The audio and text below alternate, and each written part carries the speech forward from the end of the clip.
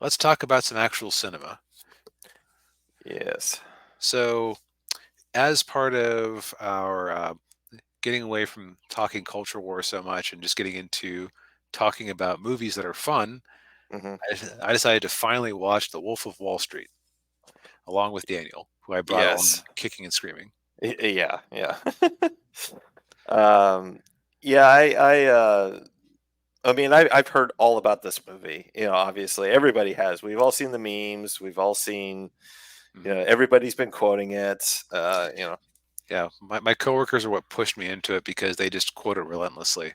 Like, Yeah. like when Yeah. we're at a meeting, it's like, mm, Mm, like, yeah. mm. How many times a day do you have fun with yourself? Those are rookie numbers. Yeah. Yeah. I do it twice a day. uh, Yeah, so we watched this I would say classic Martin Scorsese movie, and he's made quite a few classics in his long tenured career in Hollywood. The Wolf of Wall Street is about the rise and subsequent downfall of Jordan Belfort, who is of course played by Leonardo DiCaprio. And They're top heavy. They're like lawn darts. Yeah. So the way the movie starts is you have a bunch of Wall Street jerks in a room with like too much alcohol flowing, and they are throwing a dwarf with a helmet on at a target, at a big target, to try to compete for money. yeah, yeah, yeah. This sets the tone for the rest of the movie. Yes, yeah. And then of course we get some great shots of Margot Robbie. And he's and we see him driving around in his Ferrari. And said it was a white Ferrari, not a red one. It was white, like Don Johnson's in Miami Vice. Yeah. And so it starts off. His career starts off. He's working for this stockbroker, and his immediate boss is, I can't remember the character's name, but he's played by Matthew McConaughey. All right. All right. All right, and and of course he kind of takes him under his wing to show him the ropes, and they go out to lunch, and that's where they do the Hmm. and tells him, I have fun with myself twice a day. Right, because what they and by the way, is like, right, I'll take two martinis, then another in 7.5 minutes, and then another every 5 minutes until one of us passes the f out. Yeah. Only he didn't say f. Yeah. So, a fun fact about this movie, I believe it still has the unbroken record for the most profanities per minute in a movie. uh, I can see that. It averages about according to Wikipedia, it averages about 2.89 profanities per minute. uh, Those are rookie numbers. You got to get those up. yeah, yeah. But yeah, what they emphasize in that scene is that everyone's doing drugs, everyone's drinking, everyone's whacking, everyone's just doing whatever they can to keep their focus because like Matthew McConaughey says, you're living in numbers and spreadsheets all day. You got to do something or else you'll go insane. Right. Yeah. But Leo manages to work his way up, or Jordan manages to work his way up the firm, and he finally gets to go trading. And on his very first day, it is Black Monday. Yeah. Biggest stock market crash since the Great Depression. He is out on his ass quickly. Yeah.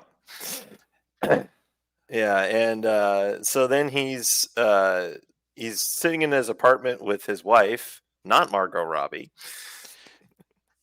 Yeah, when I was watching, I was joking. Boy, he must have paid for his wife to get some work done for her to look like Margot Robbie in the later scenes. Yeah. Oh, and and I think he also said, yeah, she went from a hairdresser to a model. Uh, but then he sees the classified ads that there's a position for a stockbroker out in Long Island. So he drives out there, and you made an interesting observation about him when he's driving the car. Ah, thank you. Uh, so is that at the strip mall? And he drives by pulling through a bunch of parking spots right into the parking spot he wants up front. Yeah. Like not turning like you're supposed to. He drives like an asshole from the start. Yes. Yeah. Yeah. Because Which this yeah. is not the corruption of a good man. It is the corruption of a man who is already willing and ready to be corrupt. Indeed. Yeah. Yeah. He's not a nice guy. He's a jerk from the beginning. Yeah, and he just becomes more and more of a jerk. Yeah, and he gets involved with this very shady outfit that's trading penny stocks. Yeah. And the thing about the penny stocks is that you get like a 50% commission. So they spend $10, you get $10. Yeah. And so he gets into that, and he's very good at it, and starts making a lot of money doing it. And he's sitting down at a diner, and that's when Jonah Hill walks up to him with his Uh, with his teeth, white, overly white teeth, and he said, "Yeah, hey, you live in my building, right?" And they're like, "Oh yeah, yeah." And he said, "So what do you do?" He said, "Oh, I'm in stocks." And like, "Oh, how much money you making?" It's like, "Well, I made 70 grand last month." What? well, 72. 72, yeah. Hey, you show me a pay stub for 72,000, and I will quit my job right now and do whatever you're and join you. And then he just pulls out his pay stub, and he looks at it, and then next scene they're in a payphone booth, and he's like, "Yeah, I quit." By the way, I love your Jonah Hill voice. Oh, thank you. It's And very so, weaselly. yeah, yeah, I'm going into stacks. So, then eventually the two of them break off on their own, start their own firm Yeah. called was Stratford. Uh, well, Oh, Stratford something, but Stratford one, yeah. so what's interesting is that um, now I forget, was it Margot or his first wife who told? No, it must have been his first wife telling him, you're stealing money from plumbers and dentists and stuff. Why don't you go after people who can afford to lose money on a long gamble? Yeah. And that's when he decides that they're going to go from this penny ante fraud into high end fraud. Yeah. So they class themselves up, get a fancy building, and he writes them a script for for this high pressure sales thing where you lead with Disney and AT&T and you end up with the penny stocks. Yeah. And they really make the money. Yeah. And from there, Yeah. it's basically it's the progression of not to retell the whole movie, but Yeah. it's the progression of new insane levels of corruption Yes. and decadence. Yeah. And the guys that he hires to do all this stuff, they're not exactly the most reputable people. Yeah, I got a drug dealer. Yeah. Yeah, what's his name? From the Punisher. Yeah, was one of them. And then it's to go with Marvel, the Asian guy. Hmm. He was one of the Howling Commandos in Captain America: The First Oh, Avenger. hmm, And yeah, and then he shows up again in the Spider-Man movies. He's the principal of Peter Parker's high school, and he's the grandson of the guy from First Avenger. okay, Yeah, so you got two Marvel people in there. twofer. Twofer, yeah. But yeah, yeah. So it's basically again like it's the rise and fall of this guy who Mhm. like he keeps making more and more insane bets and taking more and more insane odds. Yeah, and throw in a lot of drugs and a lot of sex and a lot of Hardcore nudity. hardcore. Yeah, I, I still don't think that was actually Jonah Hill's you know what in that scene. Yeah, where he sees Margot Robbie and he's so blitzed off goofballs that he starts having fun with himself in front of everybody. Yeah. Ah, what was the other part that got me about this was like the conversations that they have in this movie are just like, oh my god, you could not. Number one, you couldn't have those conversations today. Or if you're having them today, you better be effing sure that you can trust whoever you're having them with. Yes, yeah, like the scene with where they're talking about the dwarf tossing. Like, Yeah, yeah. It's like, oh, somebody's cousin is a dwarf. We can pay him money and throw him at things. Yeah, it's like, it's like the lawyers even they have a scene where a lawyer is actually going over the no, no, you can't. I forget what all they've like. No, you can't light them on fire. No, you can't have them fight animals or something. But yeah, that type of thing. But you can we throw them at something? We'll get a helmet. yeah. Uh, and then the other one too is okay. So the other part of it is Jordan brings his father into the business. And his father is played by Rob Reiner, and the that one conversation he's having with his dad about women being hairless, like there is no way on God's green earth I would ever have a conversation like that with my father. Yeah, Never in a million years. Like, yeah, no. Uh, yeah, it's it's basically like a lot of the scenes seem a little bit a little bit crass and extravagant, but it fits the tone perfectly for this. yeah. Oh God, the bachelor party. Yeah, yeah.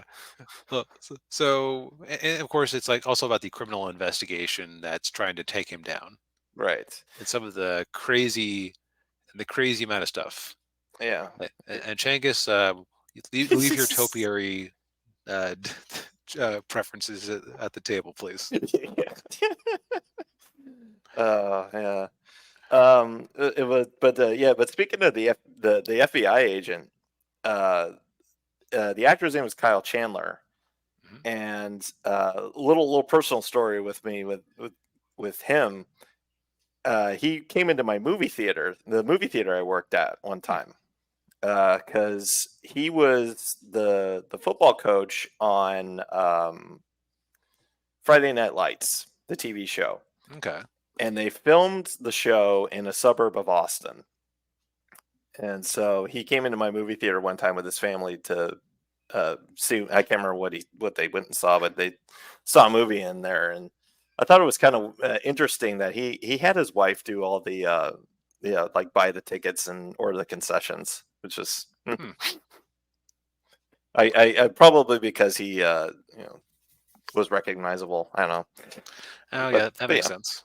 yeah, but yeah. So yeah, so the part of what leads to his downfall though is like you said, he's taking a lot of risks and he's getting really cocky, and he even has an out Yeah. in the movie. Like John Favreau plays his lawyer, and he tells him, "Hey, you you admit to doing this and this and this. You'll pay a fine to the SEC if if you resign from your position and you never go into securities or stocks again, the Mhm. FBI is not going to go after you."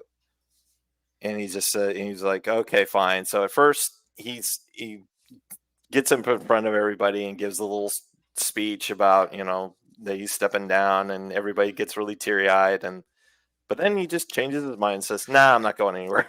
Yeah. Yeah. No, it is the complete story of hubris, Yeah, but it is based on a real story, which I had suspected that, but I hadn't known that until I looked into this movie.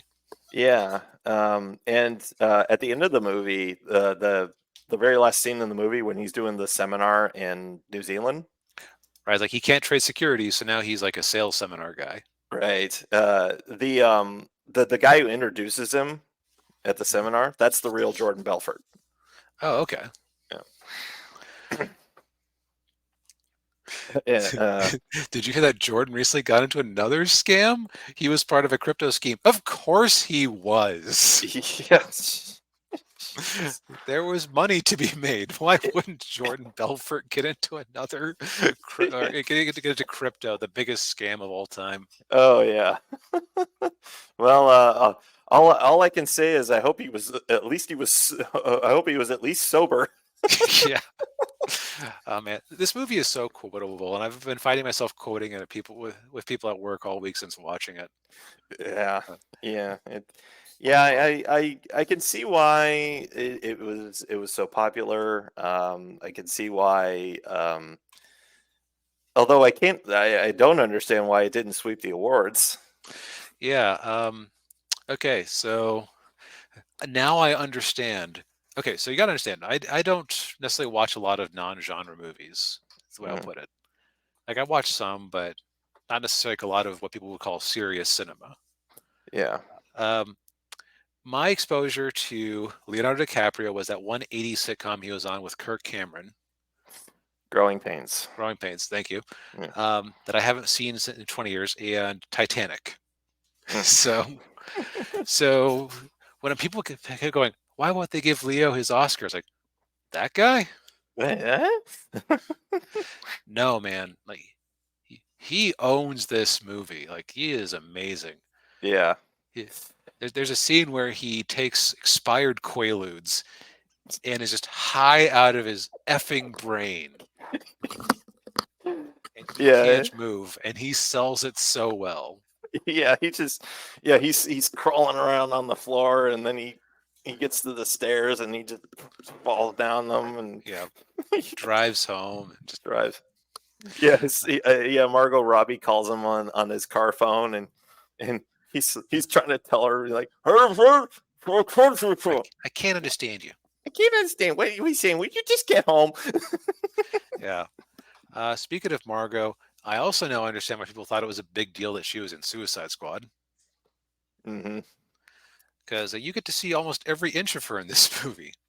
Yeah, Um, it's also kind of funny to me that I think she was also good doing her Harley voice, kind of.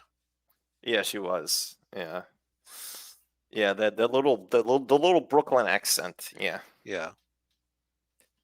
yeah. And I will say, I think the of course the infamous scene in the nursery. Mm. I think she actually did that. Yeah. She showed everything. Yeah. I'd forgotten about that moment somehow. Yeah. Yeah. So everybody went all out for this movie. Hmm. Also, Jonah Hill might be the single most punchable actor in Hollywood. Like he literally gets knocked out in one scene, and you feel nothing for him because he played such an amazing asshole that he deserved. You just felt like, okay, yep, he had that coming. Yeah, that whole the whole scene when he's hopped up on Quaaludes and he's just like, oh man, yeah. He's And like, now I actually know what a quaalude is. So this movie told me that. yeah, I had heard of them, but for some reason I didn't know that they were pills. I thought they were something else. I thought, yeah, Yeah, I knew that they were like a Hollywood drug or something like that. But yeah, they were well, they were the preferred drug of Bill Cosby. mm, okay. Yeah, Uh, but the thing I kind of noticed with watching Hill was that I hadn't realized how much motion capture they must have done for Megamind, because like some of the expressions that they had his character doing in that movie were just like dead on to expressions he was making in this movie. So yeah, yeah. That would make sense. Yeah. yeah, yeah, like it's this movie is amazing and compelling. Yes. I think I even said this to you. It's like a train wreck, and not, and I don't mean that in a oh god, this movie is terrible. Right. This is not The Room or anything. No, no, no. It's a train wreck in that you can't look away. Yeah. Now, I wasn't expecting to watch this in one night. I did. I didn't. I broke it up in half. Yeah. Yep. You also, yeah, it's a 3 hour movie, so it's a bit of a commitment, but Yeah, it's a way better use of 3 hours than a lot of the 3 hour movies that have been coming out lately. that's true. Yeah. it earns it. Yeah. Um, so yeah. I now understand a lot of things that I didn't understand before. So the movie expanded me in that way. Yes. Yeah. Same here. Yeah. Yeah. So yeah, give it a watch if you haven't yet. It's on Paramount Plus. Yep. I think they might also have it on Hulu or Amazon, but I happened to have Paramount Plus, so that's why I Yeah. watched it. Yeah. Sidebar: Paramount. I know that you're paying money for the rights to these things that you're streaming, Mm. and you're like paying, in theory, paying some sort of residuals out. I'd be willing to watch more than two ads at the beginning of the movie, because even when I resumed it a couple hours later after taking a quick break, uh, they still didn't show me more ads. Like, if I start and stop the movie, that's fair game to show me more ads. Yeah. Like, Yeah. don't give it away too cheap. Yeah. Yeah. You kind of dropping the ball there, Paramount. We know you need the money. We've seen your Oh, financial reports. yes. All right. Well, I don't think I have any more to say about this movie. Nope. Yeah. So, members Yeah. of the audience, which do you prefer? Do you prefer us being kind of, meh, I don't want to be angry about this. Meh, I don't want to be angry about this. Or do you enjoy us watching about movies that are interesting? Comment Yeah. below.